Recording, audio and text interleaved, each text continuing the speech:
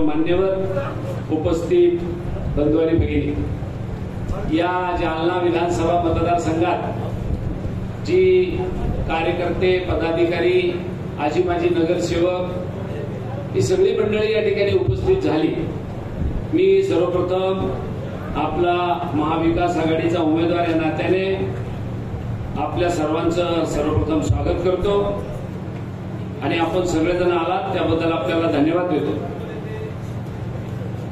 खरं तर मित्रो, इतक्या सगळ्यांची भाषणं झाल्यावर सब सोच रहे कैलाश से कभी ये क्या बोलेगा, इसका तो सुनना ही पड़ेगा, लफड़े वो कुछ भी है। तुम्ही एक कोणतरी आता बोलता का म्हणलं ते रूमर पसरवतो, कल्याण काळे भी मॅनेज हो गया। पण तुम्हाला एक खात्री देतो की कल्याण काळे जर मॅनेज झाला असता तर उमेदवारीच घेतली नसती। म्हणून व्यासपीठावरच्या नेते मंडळीचे खरे मी आभार मानतो। या सगळ्यांनी काँग्रेस पक्षाच्या नेते मंडळीला सूचना केली, विनंती केली की आपण कल्याण काळे यांना उमेदवारी द्या। आम्ही त्यांना उमेदवारी दिली तर निश्चितपणाने जालन्याची जागा निवडून आणण्याच्या दृष्टीने सगळे मिळून प्रयत्न करू।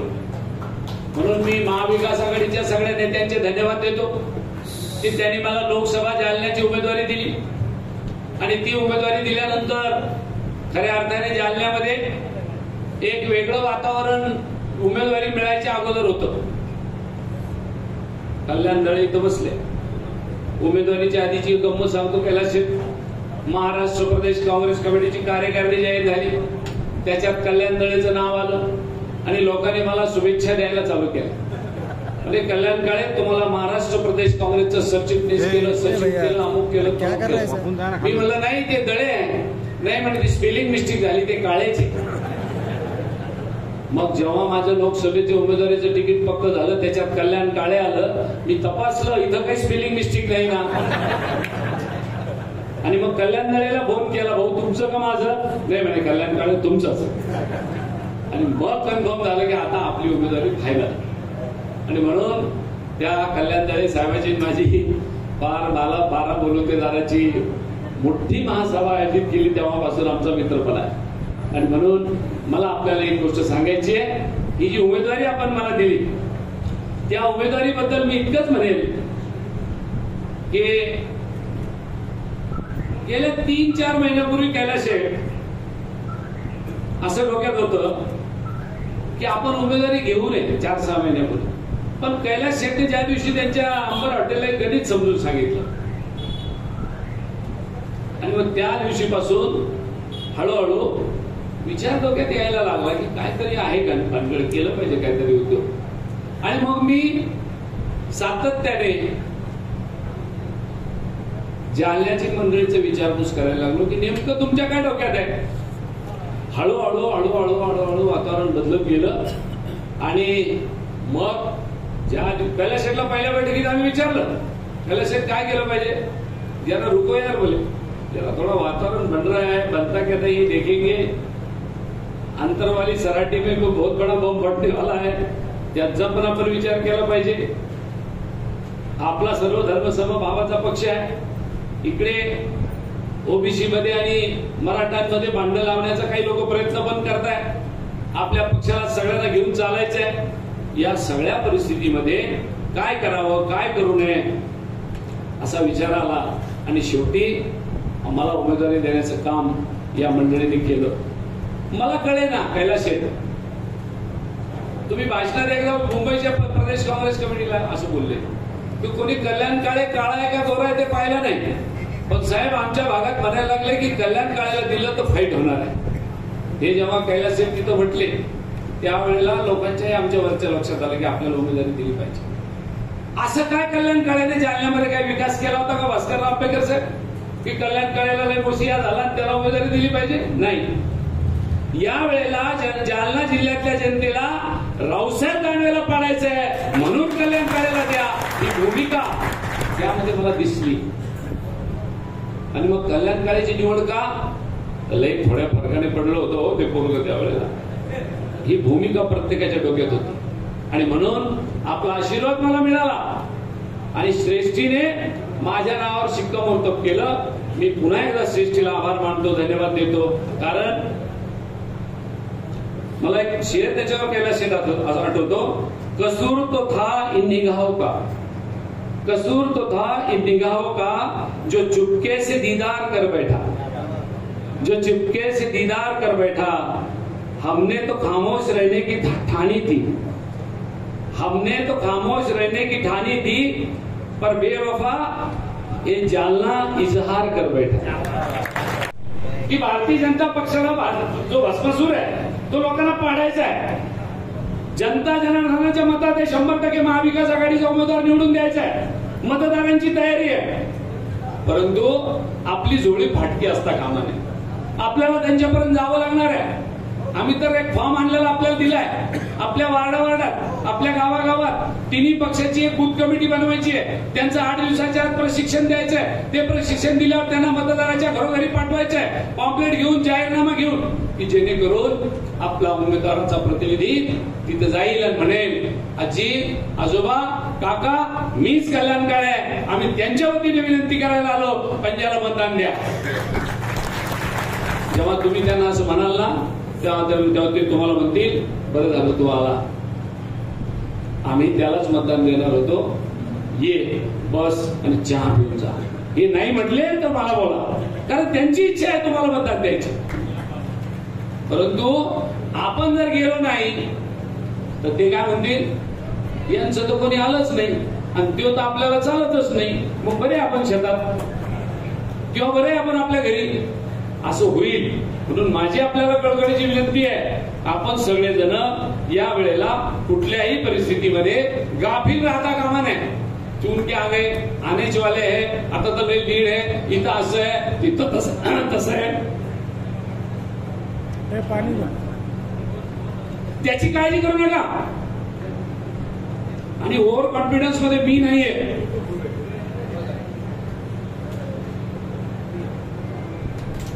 मी अति आत्मविश्वासात नाही. मी जमिनीवर पाय टेकून आहे 13 तारखेला 5 वाजेपर्यंत. कारण मला कल्पना आहे, मी कार्यकर्ता म्हणजे भास्कर आंबेडकर साहेब, मी लय पोलचीट वाटो मोठा झालो. लय लोकांच्या पोलचीट वाटले. मी तुम्हाला खोटं नाही सांगत. प्रत्येक नेत्याच्या पोलचीट वाटल्या, प्रत्येक कार्यकर्त्याच्या पोलचीट वाटल्या. जिल्हा परिषद पंचायत समितीपासून ते लोकसभेपर्यंत लय निवडणुका मी पार पाडल्या आमच्या नेत्यांच्या. म्हणून मला इतंभूत सगळ्या गोष्टीची कल्पना आहे. जो कार्यकर्ता जी मेहनत घेतो त्याच्या बूथवर लीड राहते. जो मेहनत घेत नाही तो म्हणतो मशीन में खराबी थी. बरोबर आहे. जिथं मेहनत घेतली जाते तिथं मशीन मध्ये लीड दिसते. आणि अजून एक लीडची गंमत समजू, ज्या ज्या मतदारसंघामध्ये ज्या ज्या बूथवर 80% मतदान होईल तिथं त्यांचं रिमोट कंट्रोल बी चालत नाही. एवढं डोक्यात ठेवा. म्हणून आपलं मतदान केंद्रावर किती मतदान झालं पाहिजे. ग्रामपंचायतीला आपण 90% मतदान करतो, किमान लोकसभेला 80% तरी मतदान झालं पाहिजे. ही ठाणली पाहिजे. हे मनात एकदा खूनगाठ बांधली पाहिजे, तर खऱ्या अर्थाने आपल्याला पुढे जाता येईल. म्हणून मित्र, माझी आपल्याला विनंती आहे की आपण सगळेजण मिळून येणाऱ्या 13 तारखेपर्यंत काय जे असेल आपली मागे पुढे ते आपण बाजूला सारू, परंतु एकत्र येऊन काम करू. कुठे काही कमी पडलं कैलास शेठला मागा. अजून काही अडचण आली भास्करराव आहे. अजून अडचण आली तिथं रामदेवराव पवार आहे. आणि काही कोण असं वाटलं की तुमचं कोणी ऐकतच नाही तर माझा सगळ्यांच्याकडे मोबाईल नंबर आहे. माझ्या फुलंब्री तालुक्यातून इतके फोन येत नाही, भास्करराव एवढे मला जालन्यातून येते. हो आता काय सांगा, कधी येणार आहे, तिकीट झालं की नाही, तुम्ही नक्कीच तिकीट घेणार आहे का, खरं आहे का ते, खोटं आहे का ते, अरा विचारू नका. इतके नंबर कसे गेले मला जालना जिल्ह्यात माझे मलाच कळे ना. सगळ्यांकडे नंबर आहे.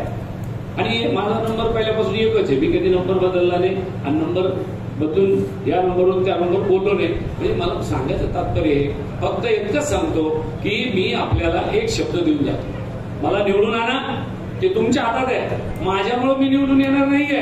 कारण जालन्यामध्ये कोण आहे, मला माझं काय घर आहे का जालन्यामध्ये? काय माझे खूप मोठा माणूस आहे मी म्हणून कुठतरी लोक येणारे करणारे नाही. हे सगळे जे कार्यकर्ते, पदाधिकारी आणि नेते मंडळी आहे ना, तुमच्या कष्टावर आणि तुमच्या मेहनतीवर मी निवडून येणार आहे याची मला कल्पना आहे. आणि म्हणून माझी आपल्याला विनंती राहील की तुम्ही कुणाला काहीही वाटू द्या, कोणी तुम्हाला काहीही म्हणू द्या, मी तुमच्या सोबत आहे, मॅनेज होणार आहे. आणि आता काय खरं राहिलं नाही, ते रुमर काय म्हणतात त्याला, हवा अफवा पसरायला भारतीय जनता पक्ष लय कडू आहे, लय कडू. आम्ही लय त्याच्याशी रोज भांडतो. कैलास शेठ तुम्हाला शिवसेनेची पाला पडेल आणि माझ्या मतदारसंघात फुलंब्रीत मला बीजेपीची पाला पडेल. त्याच्यामुळे त्यांचे एक एक कलाकार आहे मला माहिती. त्यांनी सांगितलं त्यांनी सांगितलं कल्याण काळेला. आता एक पत्रकार मला म्हटला पूज्य डॉक्टर बाबासाहेब आंबेडकरांच्या जयंतीच्या दिवशी, म्हणजे तुमची कुस्ती आहे ना ही नूरा कुस्ती आहे. भले नूरा क्या होता है, मला नूराच माहिती नाही. मग ते म्हणे लुटूपुटूची लढाई आहे. मी म्हणलं का बरं? ते म्हणले म्हणे की तुम्हाला आता विधानसभा फुलंब्री देणार आणि तुम्ही लोकसभेला त्यांना मदत करणार. त्यांना जर मला मदत करायची असती तर मी इथं भाषण करायला आलो असतो. त्यांना मदत करायची असती तर मी एवढ्या सगळ्या मंडळीला विनंती केली असती, तुम्हाला विनंती केली असती.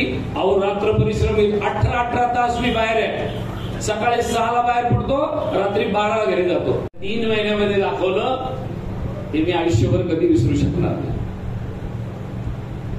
त्याच्या पाठीमागच्या भावना काय असतील, परंतु माझी निवड आपण केली आणि जशी निवड केली तशी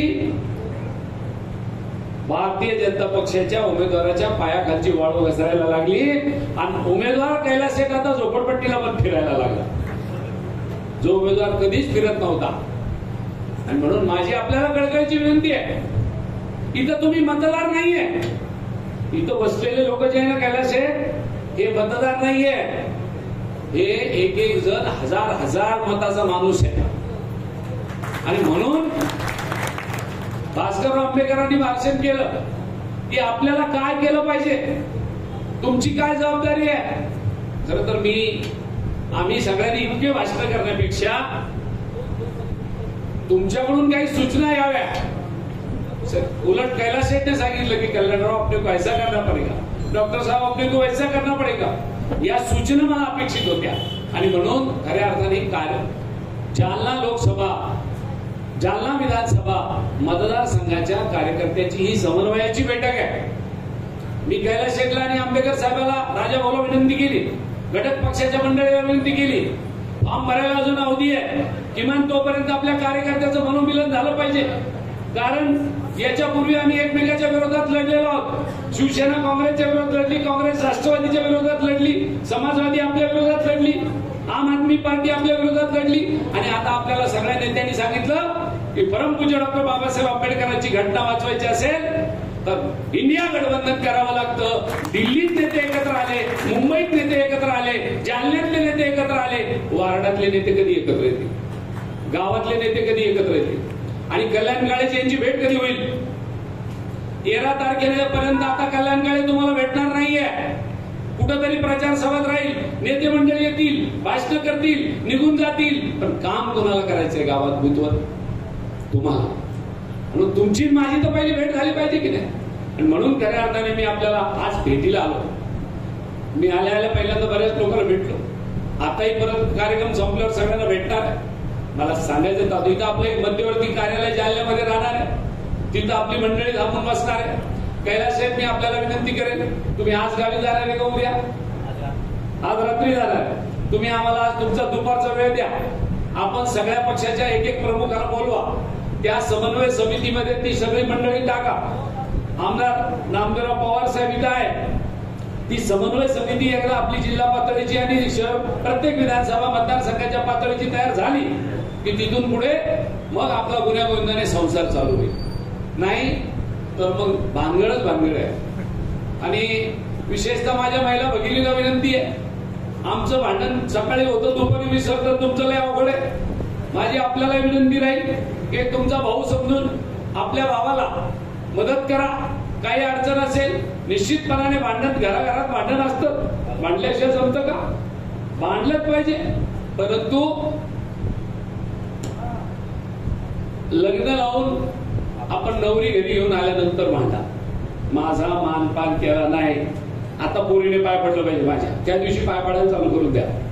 तर तोपर्यंत आपण महाविकास आघाडीतल्या सगळ्या नेत्याला आणि कार्यकर्त्याला माझी विनंती राहील की आपण सगळेजण मिळून एकत्र येऊन जोमाला कामाला लागू आणि एखाद्या ठिकाणी असं वाटलं की आज आपल्याला नाईट शिफ्ट बी करायची तर ती बी करतो 10-12 गाव रात्रीच करून घेतो भास्करराव मी थांबतच नाही आपल्याला ते शिकवलेले आपल्या नेते मंडळीने की तुम्ही रात्र दिवस फिरत राहा का रात्र वैरायची आहे हीच वेळ आहे 13 तारखेच्या नंतर तुम्ही किती पळाले तर उपयोग आहे का काय म्हणून मी मात्र 24 तास राबणार आहे त्याची काळजी करण्याचं आपल्याला कारण नाही म्हणून आणि मला खरं तर सांगू का बोलता बोलता कैलास शेठ म्हणले की देखो आता तर 100% शिवसेना आपल्यासोबत आहे खरं आहे कदाचित राष्ट्रवादी आणि काँग्रेसच्या कार्यकर्त्याला असं वाटत असेल कसं होईल काय होईल हे होईल का नाही ते होईल का नाही तुम्हाला सांगू का शिवसेना अशी पार्टी आहे लई करपट लोक आहे पोटात काही बी नसलं ना ते बेंबीच्या देठापासून ओरडते शपथ सांगू तुम्हाला यांना कधीही वाट घरची आली नाही तरी हे दसऱ्याच्या दिवशी शिवसेनेवर जातात आले का तुम्हाला एका दिवशी गाडीचे घोड्याचे पैसे अजिबात नाही आणि म्हणून शिवसेनेसारखी पार्टी आपल्या सोबत आहे आणि साधी गोष्ट आहे हो कैलास शेठ आपण किती ना लीड घेऊन निवडून आले इथं 26,000 आणि तुमच्या विरोधकाला किती मतं मिळाली